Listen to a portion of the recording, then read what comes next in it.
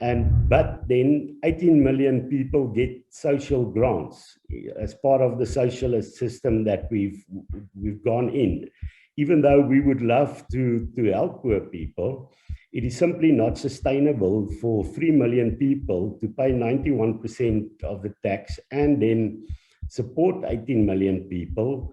And then also you have a situation that might have had a chance to work if you did not have this massive corruption.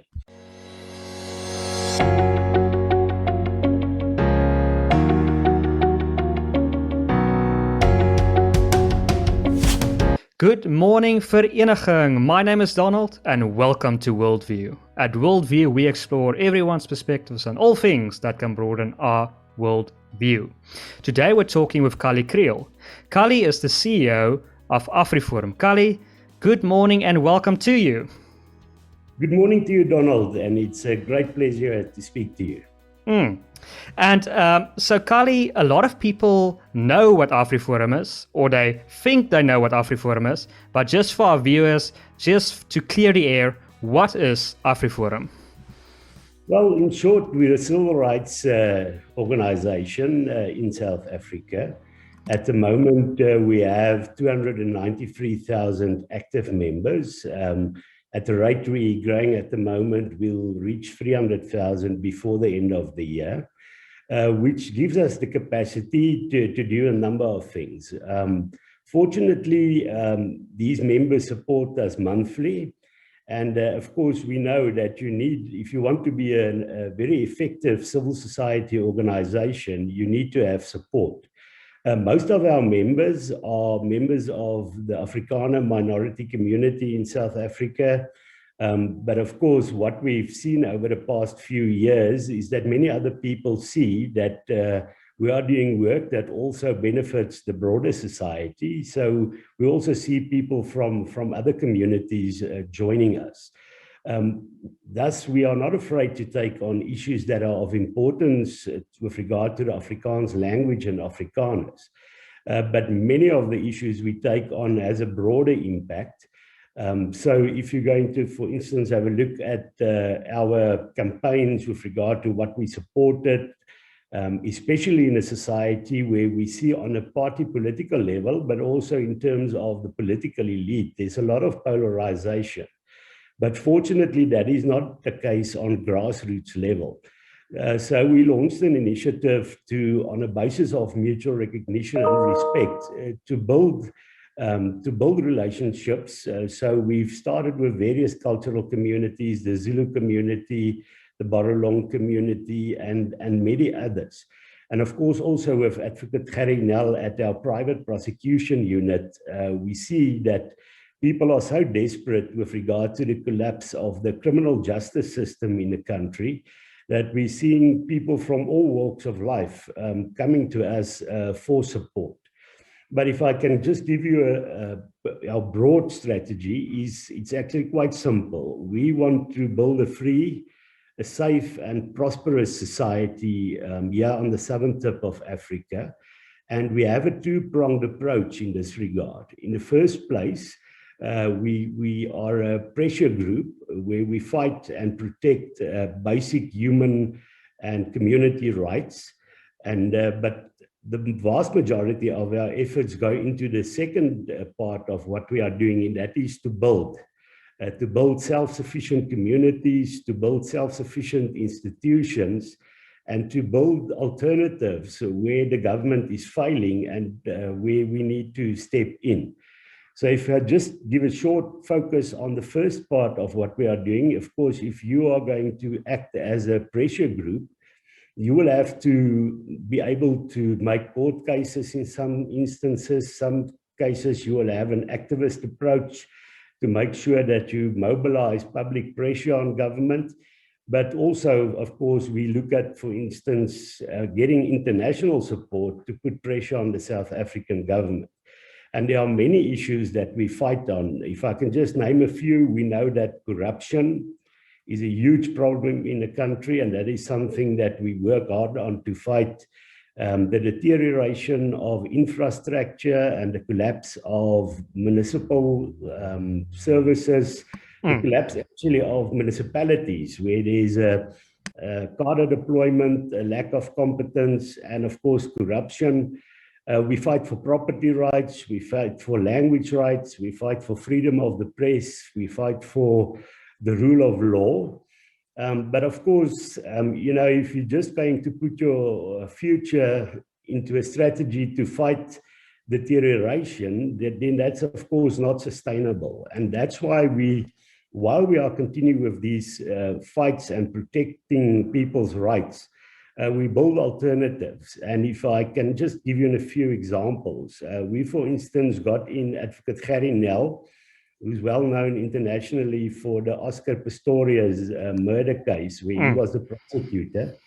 And we were able to get his whole team that prosecuted the former police commissioner successfully, Jackie Celebi, who was also the head of Interpol at this stage. And that whole team has now, over the past few years, joined Gerrie. So where the criminal justice system fails, we are able to independently take it on because our law allows for private prosecutions.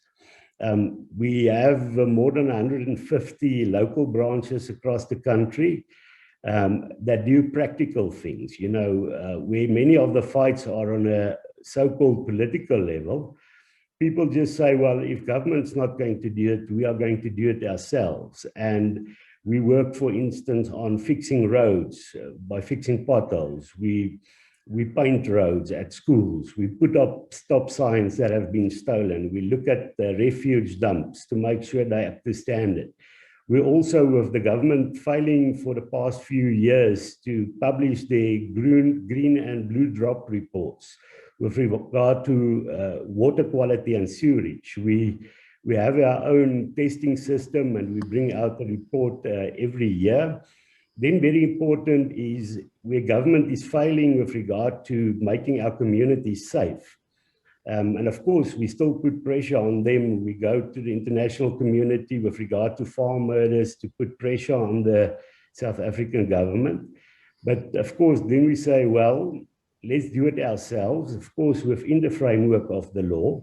So at the moment, we have 164 farm and neighborhood watches across the country, where we then just take the future onto ourselves. And Afriforum, we're not alone in this, fortunately. We're part of the broader solidarity movement, who has many institutions that also all work on the same basis, is to build self-sufficiency, to build strong community institutions on various terrains.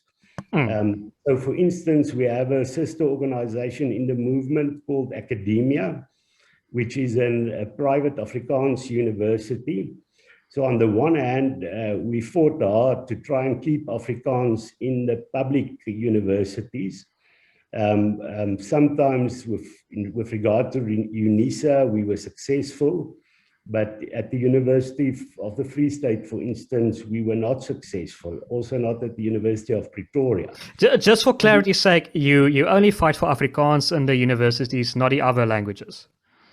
No, of course, we support that. We say that mother tongue education, even at the tertiary level, is very helpful.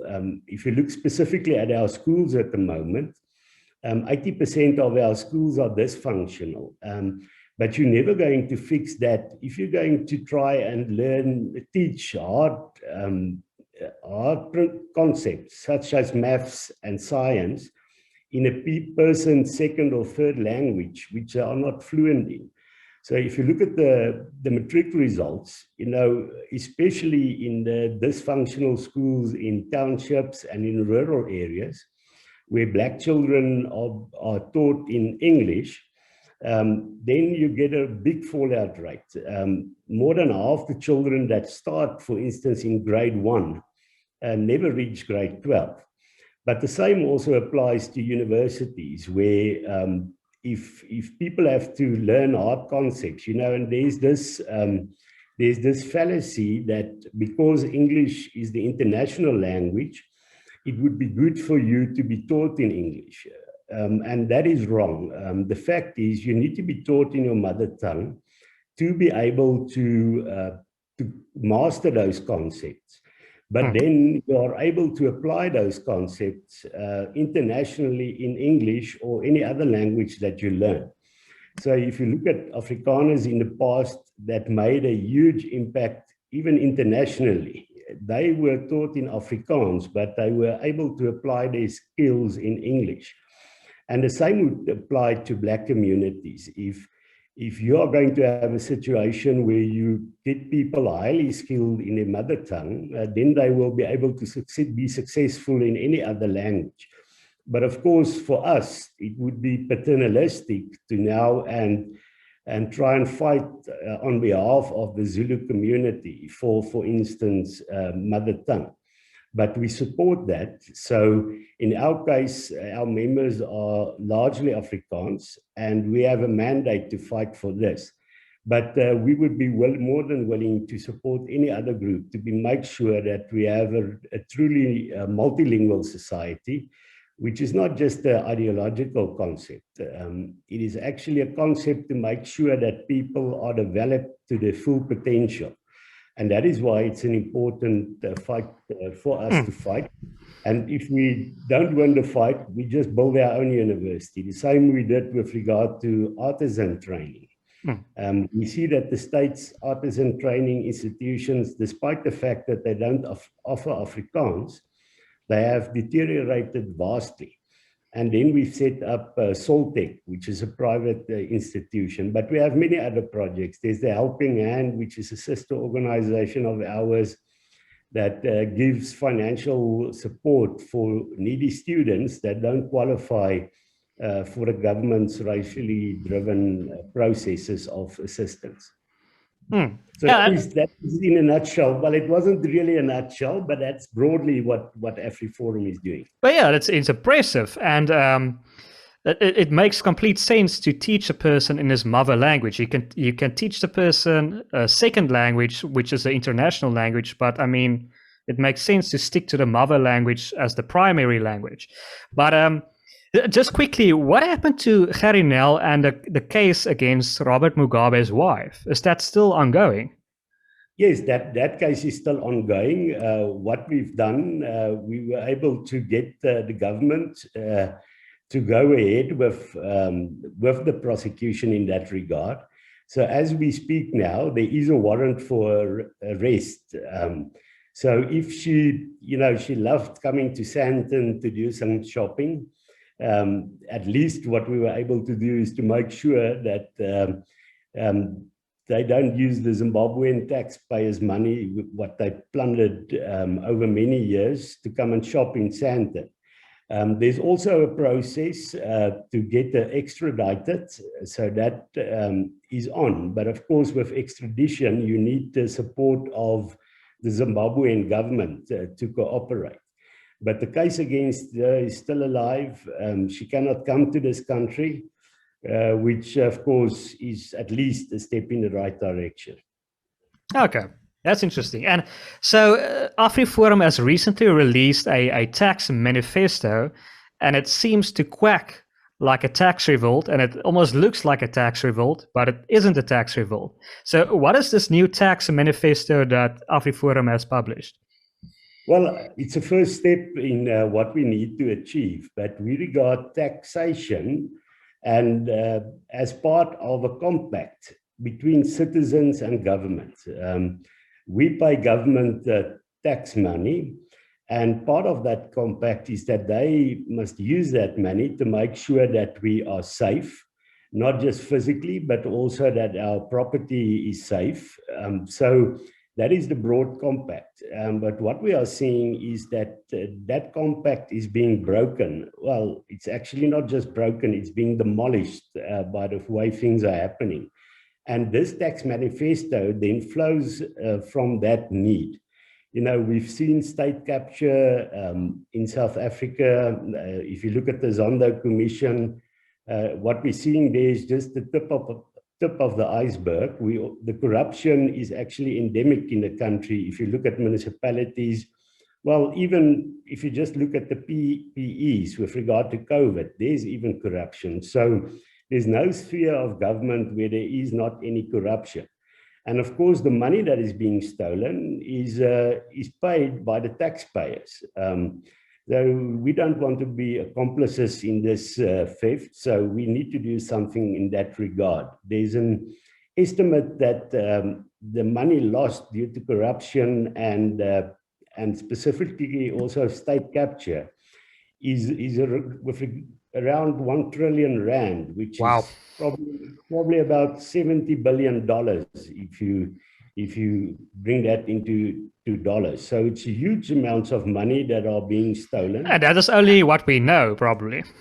Yes, that is unfortunately so, because you don't have a very successful criminal justice system. Many of these things never come to the fore, and people just get away with it. Then a second thing, apart from the fact that money is being stolen, the government's main responsibility is to keep the citizens safe. And we see every year more than 20,000 people being killed in the country. You have the commissioner of police saying that, actually admitting that they are unable to stop this. You see the same government where the people that pay taxes, where their property rights are being threatened at the moment. The main thing is we have 3 million taxpayers in the country paid 91% of the income tax. That's out of more than 50 million people, 55 million people in the country. But then 18 million people get social grants as part of the socialist system that we've gone in. Even though we would love to help poor people, it is simply not sustainable for 3 million people to pay 91% of the tax and then support 18 million people. And then also you have a situation that might have had a chance to work if you did not have this massive corruption. So this tax manifesto flows from that to say, okay, we have to declare a dispute because we cannot just sit back. So what is this dispute about? In the first place, we say there should be a secretariat. Even though if government in the beginning doesn't recognize it, we will set it up composing of people that support this tax manifesto of ours. And it is to play a oversight role.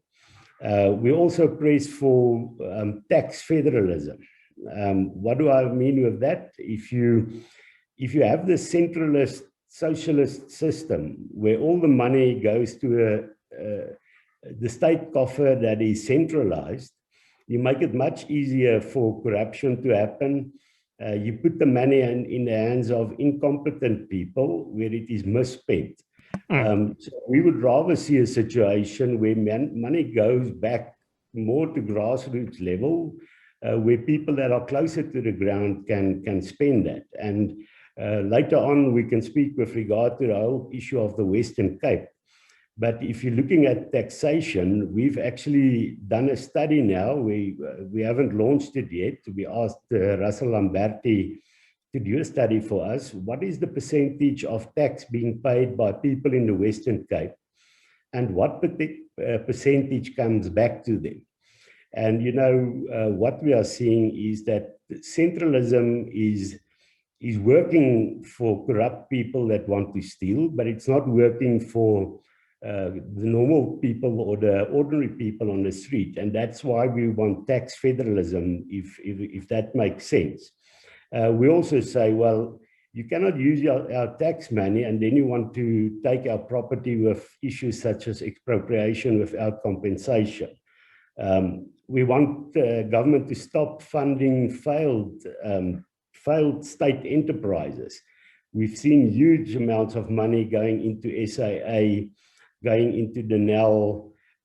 There's actually a vast list of these institutions that are not workable.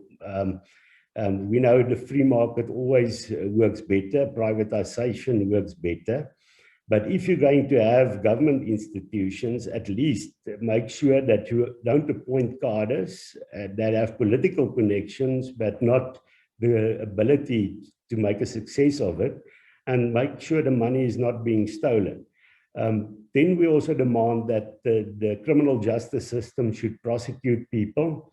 And if you look at the vast amounts of money that is being stolen and how few people actually land up in jail, that actually enhances corruption, because if you think you're going to get away with it, unfortunately, it seems then you will steal. And then the next issue that we want is a tax rebate. Because especially the middle class at the moment has a double taxation. You pay the government to provide healthcare, to provide a police service, and to provide many other services. But because they fail to do their job, people now have to go to private security companies. You have to go to private hospitals, and even in some cases, private schools. So we would want to see a situation, if you have to spend money on private security, it's money that you should not have had to spend if government worked, and there should be tax rebates. So this is a first step to declare a dispute and to put pressure on government to get their act together. But I mean, this is great. This is a great initiative. But I mean, the ANC has ignored so many good advice. Why would they do this? How does Afriforum plan to enforce this? Like, what is chapter 2 of this discussion?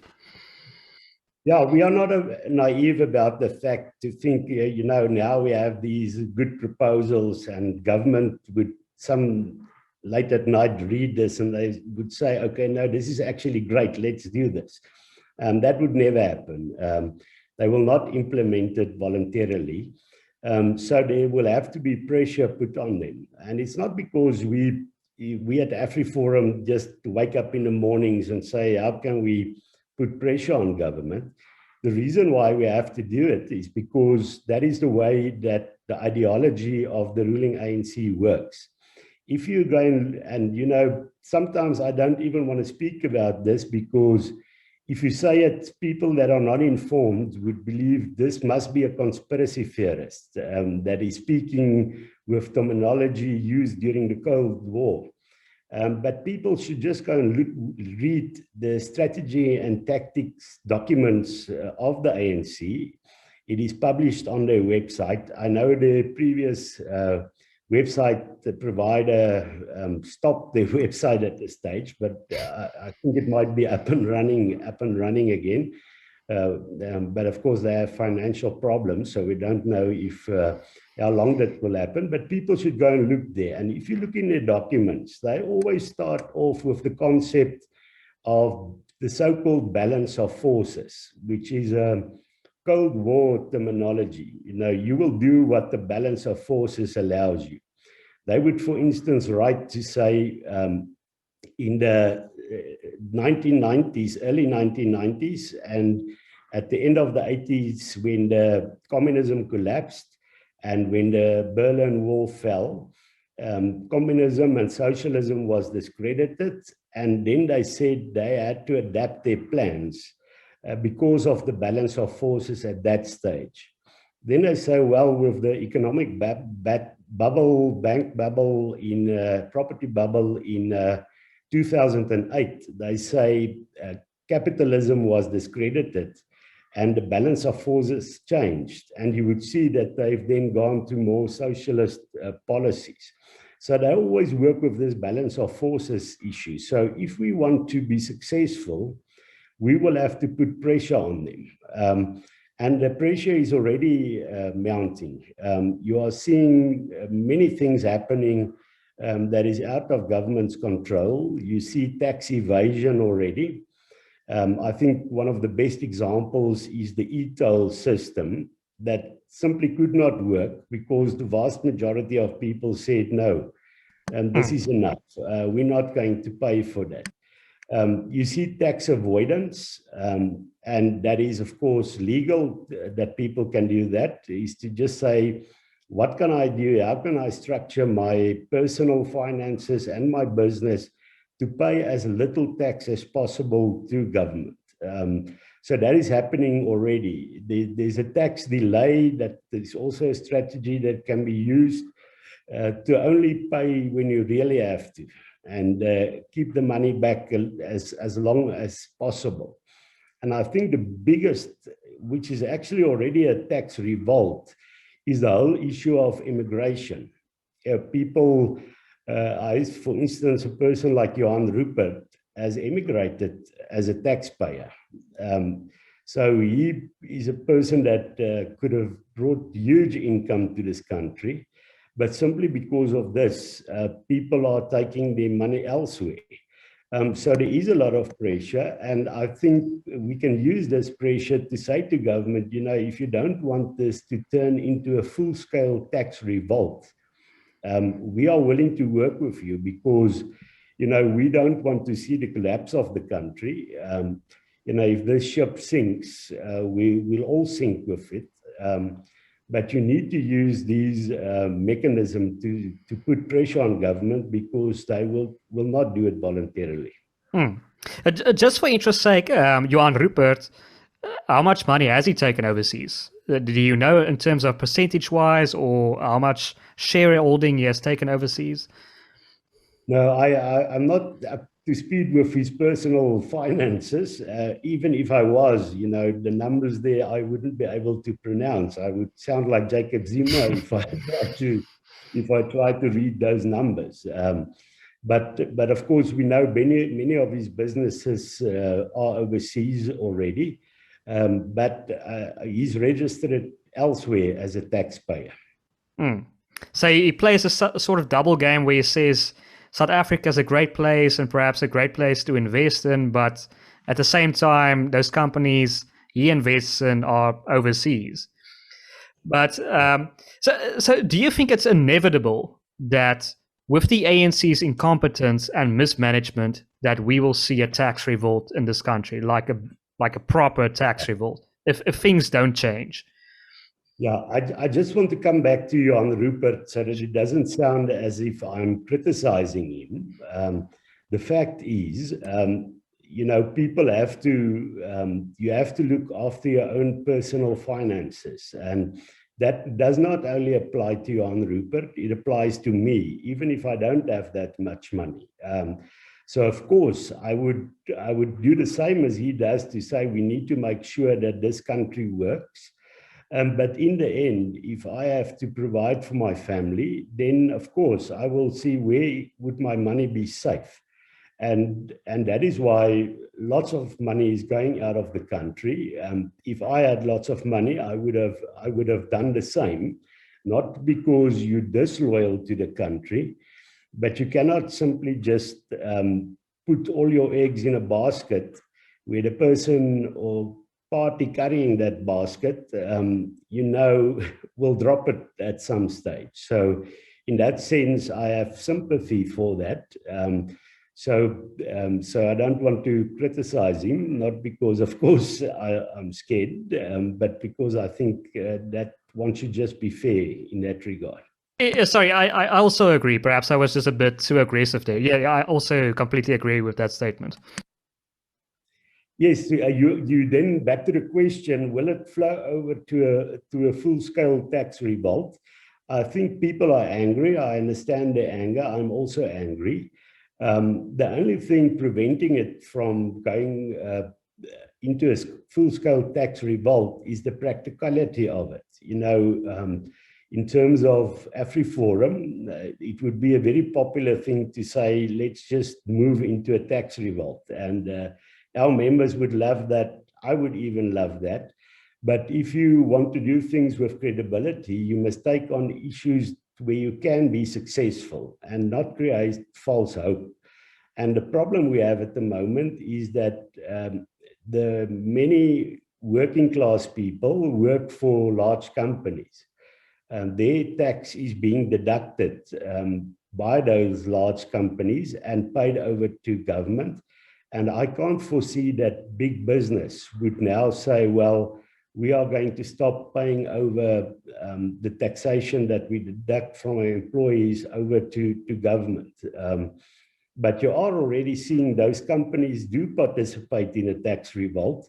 but they'll never do it in the sense that we are speaking of. They do it by taking their money elsewhere, which is a huge problem. And of course, a tax revolt would be nice to put pressure onto government, but we must remember it would also have the same kind of effect on ordinary people. And it's the same debate that was during the previous dispensation. Should there be sanctions?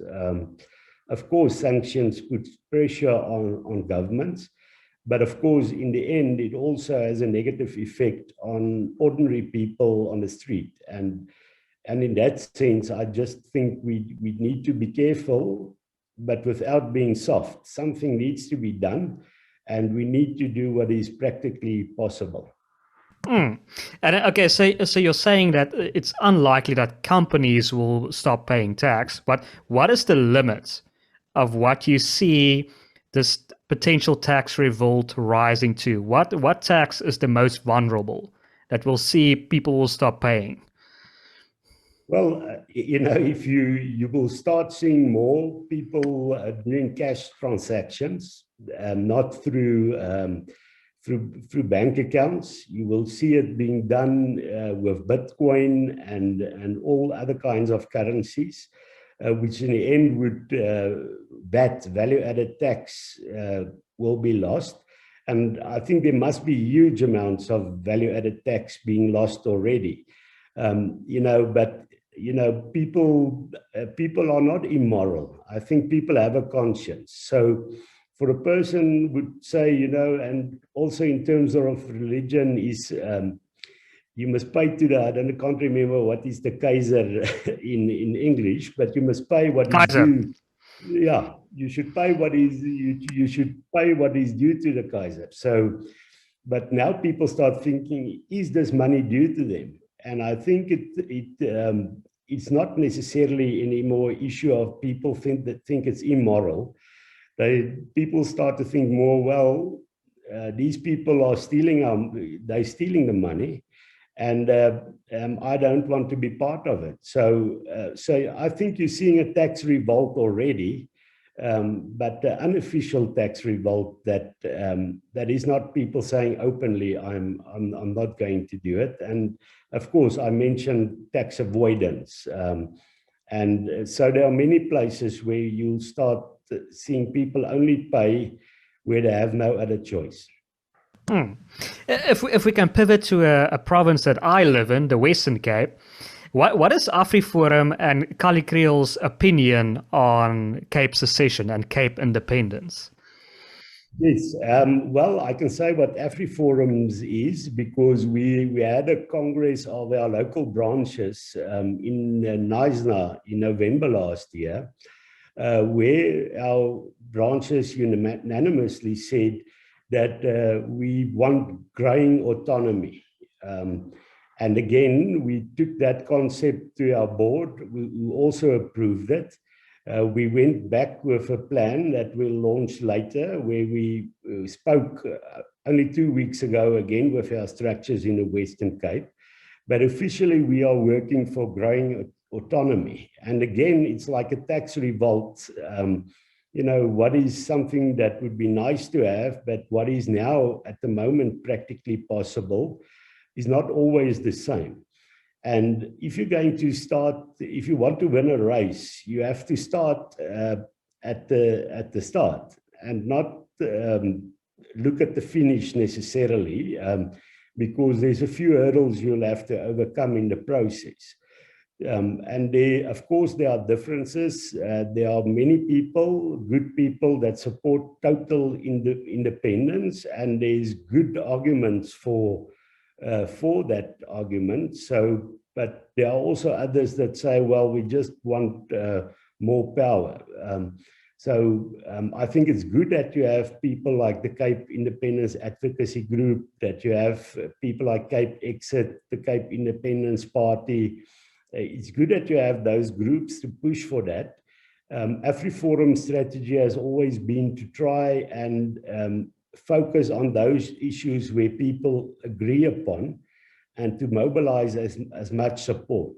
So our stance is now to say, okay, we need to make sure that there's, in the first place, tax federalism, because what is happening now, the Western Cape just receives the allocated amount from the national government.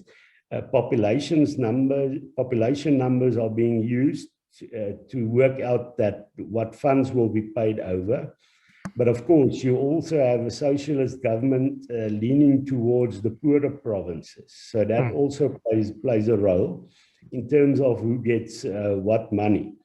And then the Western Cape just gets an amount, and they can do with that money as they please, but they cannot change the amount they receive. So what, for instance, happens at the moment, if you look specifically at safety and policing, there should be 25,000 police officers in the Western Cape. 5,000 of those positions are vacant. When people left, it was not filled. So now there's only 20,000 police officers. But now the Western Cape has to try and do something. So you see the Premier now has this what they call leap officers, to try and fill the gap where the police can't be there because they have 5,000 positions short. So now they use gaps in the legislation where Metro Council can have a Metro Police, and they have now appointed 1,000 so-called leap officers. But that costs them more or less R1 billion a year to run that. And that is what it costs. You don't simply just pay a salary. You need vehicles, you need office space, you need equipment. So it's a huge amount of money. But because they are now filling the gap that is left by the national budget, because the national department receives money for the police, now they have to use 1 billion of the money they receive. And they don't get more money because they are doing the job that the national government should have done. So they have to now cut elsewhere. So where are you going to cut? Are you going to take away from education? Are you going to take away from health? So that is a challenge. So our campaign is to say that there should be growing autonomy, and the Western Cape, let me just give 8 examples. They should get the tax that is being paid there, with a small portion going for things that national governments do or should do. And that is international relations and maybe the army, but of course, defense force. But that is also something the province can do. But you might make an argument in a good federal system, those are the 2 things that national governments, that's their competency.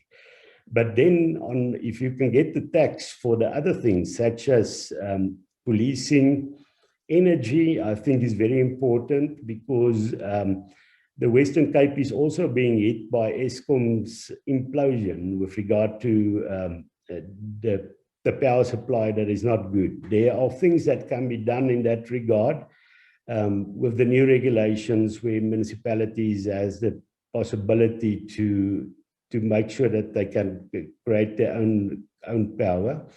There's, with regard to public transport, you're seeing deterioration. We saw an uproar over the last few months with regard to public transportation, water, education, health, and fisheries. You know, we have close ties to many people working in the fishing industry in the Western Cape, local communities on the West Coast, where fishing quotas is being given by a national government that is sitting in Pretoria, and you know, that gives fishing quotas to people that are not really fishers, fishermen or women. They are people that have political connections. So those are the kind of things that I think we should focus upon now.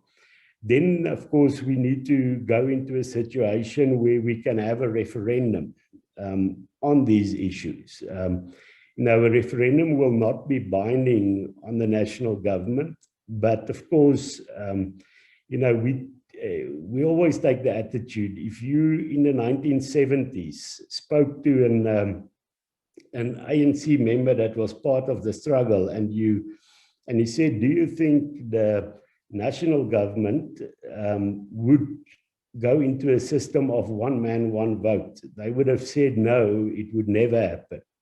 But it did not stop people from building support, building international support, building local support to put pressure on the government. So a referendum would be very efficient in the sense that it will provide a moral high ground for this growing independence or growing autonomy that we are working for. We know that the current legislation comes from 1983 with regard to referendums. In 1983, that act was used for a tri-chamber parliament, if you remember that, and of course also in 1992. But that legislation only allows for the president of the country to call a referendum, while the constitution allows the president as well as premiers to call a referendum. So that is one of the issues that we are going to focus upon. I know that the DA has started a parliamentary process to try and change that 1983 legislation to allow for premiers. But again, the ANC will oppose that. So we are preparing, but we haven't made it public. But I presume if I mention it now, it will be in the public domain. But we want to take the 1983 Act to the Constitutional Court to ask the Constitutional Court to give an instruction that Parliament should change it to be in line with the Constitution. And that the Constitutional Court has done before. You know, they looked at the legislation and said, this is not in line with the Constitution. And then they say, for instance, we give Parliament 12 months to change it. So that is the route we are going.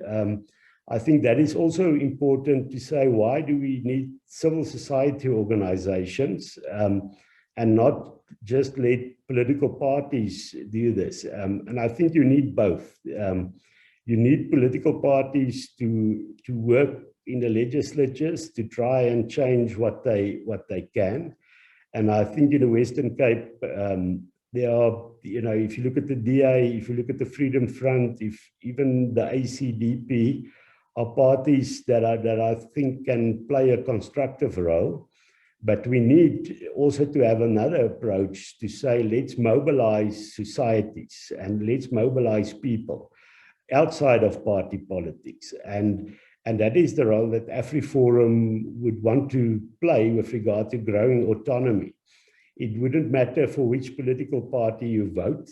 If you say it is not right that Bheki Cele comes with his big hat onto Western Cape beaches and he intimidates women in bikinis with the big guns that the people with him has on the beaches, is that right? No, that's not right. He should not be there.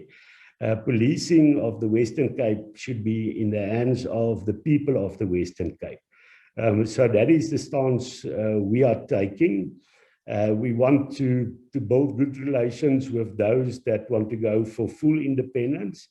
We believe that our actions will also benefit them.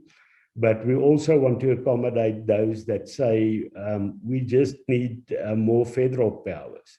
And if you can focus on what can be done now and you start the snowball effect, nobody knows where it will end.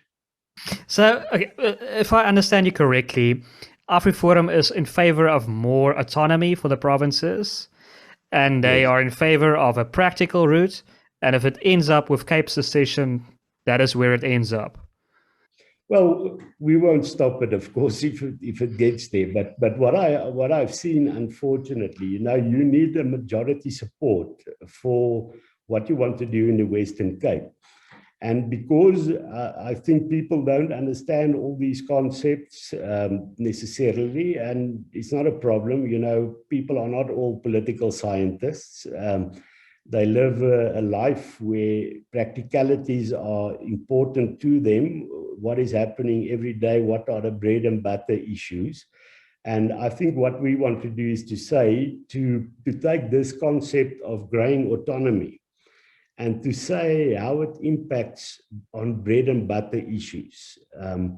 If the train doesn't work, or it is allowed that the train is being burnt down, because the taxi industry wants the routes or whatever. And you don't have the Western Cape government being able to address it because it is either a shared competency or it's either just a national competency. You have to say to people, you know what, if you want a working public transport system, then you need to support grain autonomy. And you can look at all these issues. If you don't want power cuts every now and then, and you want electricity to work, and you don't want corruption in the process, then you need to support grain autonomy with regard to electricity. And I think if we translate these issues into bread and butter issues, you will be able to show people that is what they want. You know, if you, I once read that Henry Ford, when they asked him when he built the car, or he actually had this mass production that made cars affordable. Then they asked him, did you beforehand do some market research? And he said, no, if I did that, people would have wanted faster horses. And I think that is, this is something that would be to the benefit of the people, but you would have to show that, and you would have to show that practically. And I think the best way to get mass support is to take this on at the practical level. Of course, it does not mean that we are saying the Cape Independence Advocacy Group is wrong. You know, I've met some of their people, highly intelligent people that I think they are doing good work. But this is a case of horses for causes. You need those groups to do that. But Afriforum's role is always that of a grassroots level, practical organization. And I think if we say, you know, the problem is always if people have a disagreement on issues, they focus so much on those disagreements that they do not focus on those that they agree upon. And I think it can be mutually beneficial if we have a good working relationship and people respect the role that each organization has to play. But we will be making our plans known. We've had a lot of discussions with various people in the Western Cape.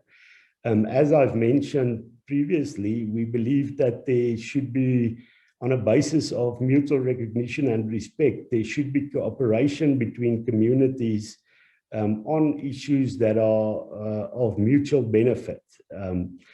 So Afriforum, as an inclusive Afrikaner organization, even though we have many colored people that are very loyal members of ours, Afriforum would not necessarily be the vehicle to mobilize all communities. You know, if somebody in Constantia listens to me now and they say, you know, this guy speaks with a very, very strong Afrikaans accent, they might not necessarily see me as a person that should play a good role.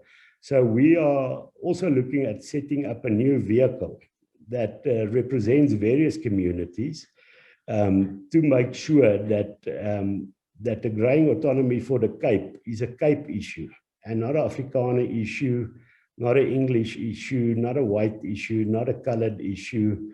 So that is the strategy, but I cannot say more, but we are working very hard on that at the moment.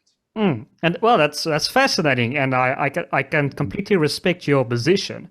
But if we can pivot this once more to, obviously Afriforum represents Afrikaners, and obviously a lot of Afrikaners are farmers. I mean, I have a few family members who are farmers, and farm murders are obviously a problem in South Africa. Just to give our viewers and to our viewers an idea of how bad a problem farm murders is, can you give us some examples, some stories to tell of how bad farm murders are in South Africa? Yeah, the problem that we have is that those people, well, let's just call them what they are, farm murder nihilists. They would now work and say, you know what, there's such a huge crime problem, and this is just part of the broader crime problem in the country. But what people don't do is, if you're going to look at the murder rates in a specific communities, for instance, the farming community, you cannot take it as a percentage of the total murder rate in the country.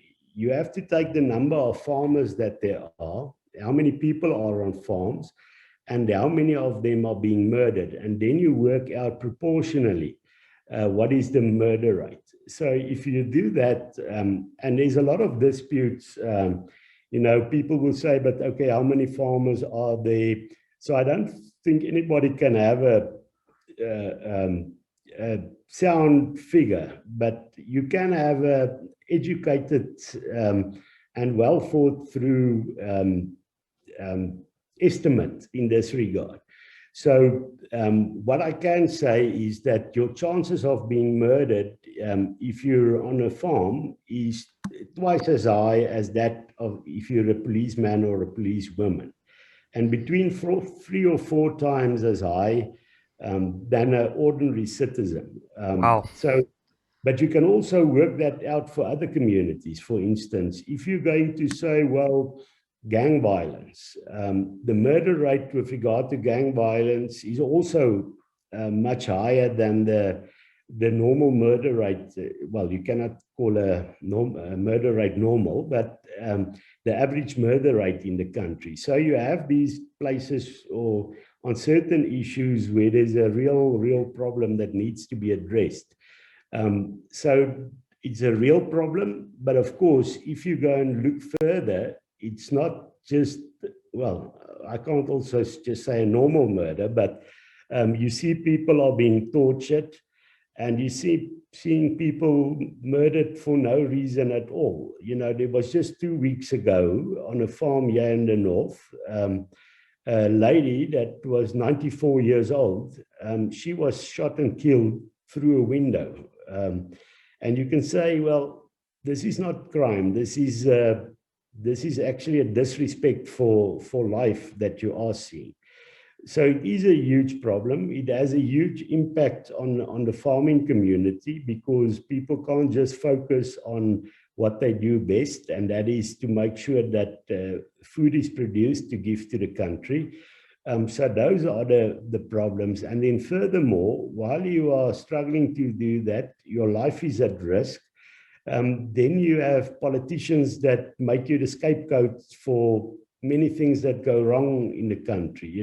They say, no, you are land thieves, or you are racists, and you unfortunately also have a large portion of the media playing a huge role.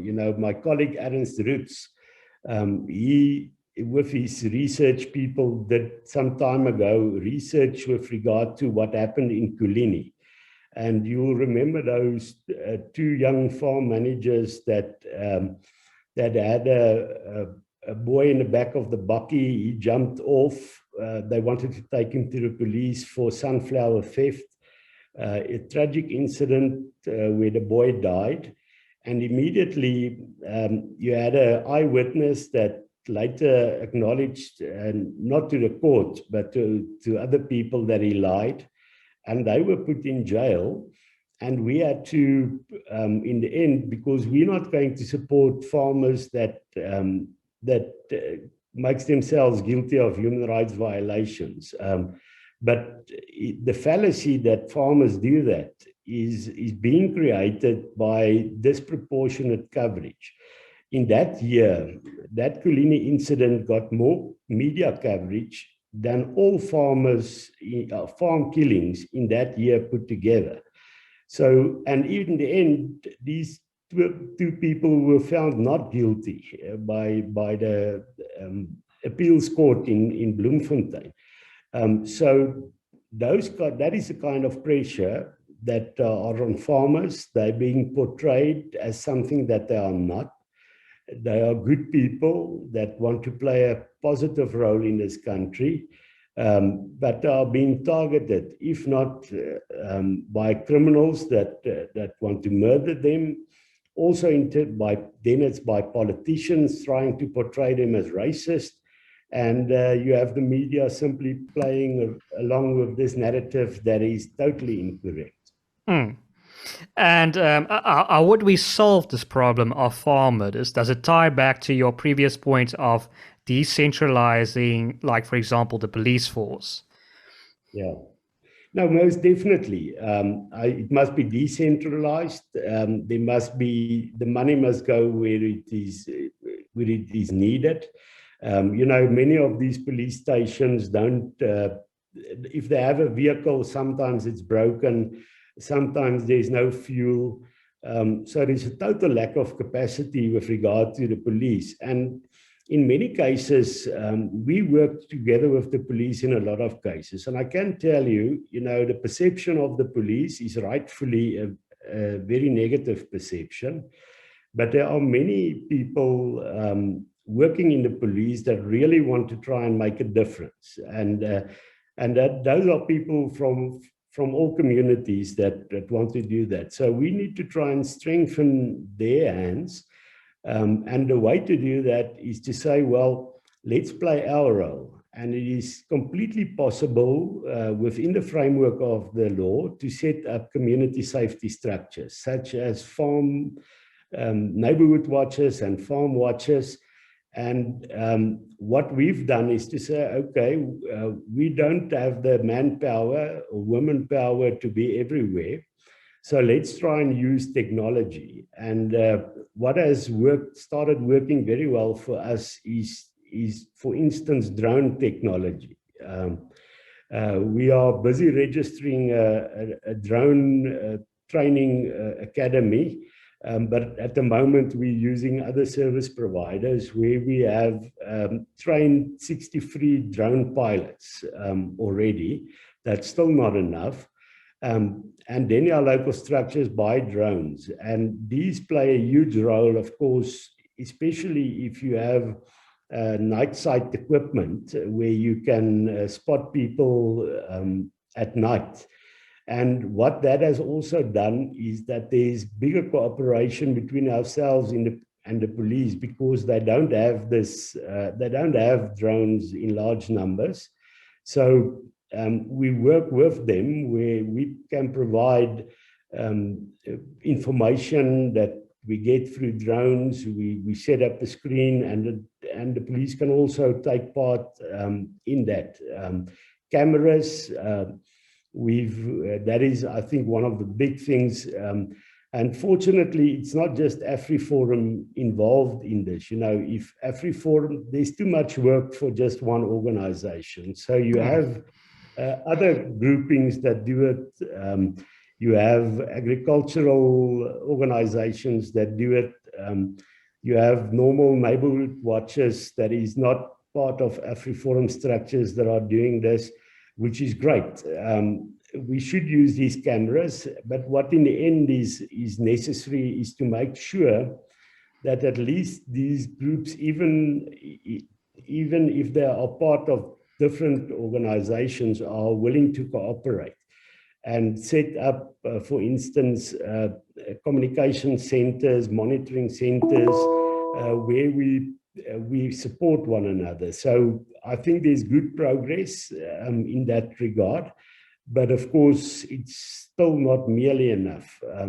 But I think the solution, on the one hand, we will have to take on these terrible perceptions that are being created. But on the other hand, it's again the fight and build, as I've mentioned in the beginning. But we have to build our own structures. We have to make them stronger. And in the end, I think that will be the only way that we will make a big impact against crime. Well, thank you, Kallie. This has been an absolutely fascinating discussion, and I don't want to take up any more of your valuable time. So I want to give you one last opportunity to add, plug, or say anything, or answer a question you hoped that I would ask you. No, I think what is important for me is that people remain hopeful with regard to the future. And that is, of course, quite hard because, people watch television, they look at the social media. So we should not be denialists with regard to what is going wrong in the country. You cannot provide hope by saying, no, it's not true. The way you can provide hope is to tell people, listen, there are serious problems. But what gives me hope, more hope than I had 20 years ago, is that if we take our future into our own hands and not look at government to build a future for us, then you become free, because then you say, well, we have a lot of knowledge in our communities, we have energy in our communities, we have the ability to take our future into our own hands. And then, of course, it's terrible to look at the Zondo Commission and see how money is being stolen, and it makes you angry. But if you realize that self-sufficient federal communities can take their future into their own hands. And the nice thing about this, people many times say, the ANC will never say yes for these plans that you have. They won't say yes, but we're not even going to ask them.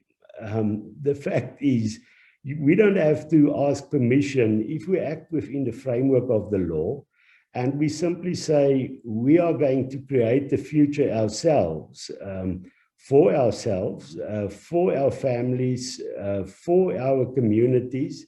And if you do that, there's a lot to be hopeful about, because 20 years ago, things in the country was not as bad as now. But I think many people realized if you have a centralist socialist government, in the end, things will collapse. So 20 years ago, we knew this was coming, but we had nothing in place. And now that what is happening, that we foresaw is happening, at least now that we have our structures in place, they're not as strong as they should be. But we also saw with the unrest that was in KwaZulu-Natal, that was terrible, and a lot of people lose hope with regard to that. I also think it was terrible. But the one thing that gave me hope there was to say that there are many good people in all communities, and you saw them protecting the shopping centers in their communities. So we are stronger than we think we are.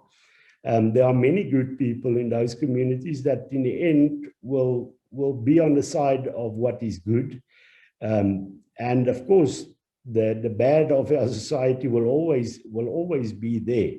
But I think we are strong enough to build a great future, not because of government, but despite this government. I couldn't agree more. I mean, if you're going to stay in South Africa, be part of the solution and not the problem. I mean, there's probably more that unites us than divides us. But thank you so much, Kallie. Thank you so much for your time. To our viewers, if you've made it this far, please consider liking this video, sharing it as widely as possible, and subscribing to our channel. My name is Donald, and this has been WorldView.